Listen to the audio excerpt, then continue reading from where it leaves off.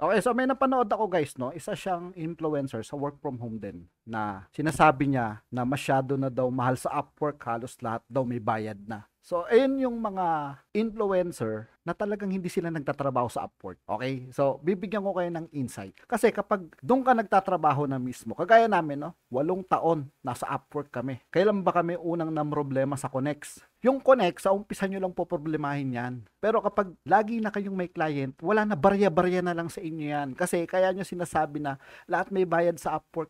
Sa umpisa lang yan. Sige, try natin, no? Mag-apply kayo ng trabaho sa labas, pamasahe, merienda nyo, requirements nyo, mga test-test pa, mga lab test. Pareho lang yon.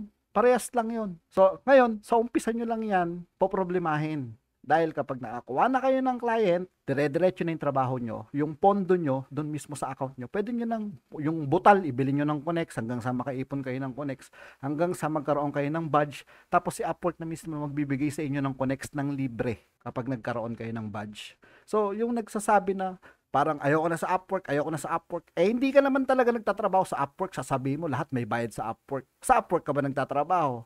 Kung napanood nyo yung mga video na yon, no? Huwag kayo magkaano sa ganyan. Mga yan, hindi nagtatrabaho talaga sa Upwork yan. Yung Connects, sa umpisa nyo lang po problemahin yan. Pero pag nakakuha, kahit isang client na makakuha kayo, yung isang oras nyo na $3, bilhin nyo na agad ng Connects. So, yung ibang mga susweldoin nyo, kunin nyo na. Another week, pag nagkaroon ulit kayo ng sweldo, bili kayo ng $3 na Connect. Tapos yung iba, kunin nyo na. Ganun lang yun. Tapos habang nagtatrabaho kayo, maghanap na kayo ng ibang trabaho. Magiging barya na lang sa inyo yan.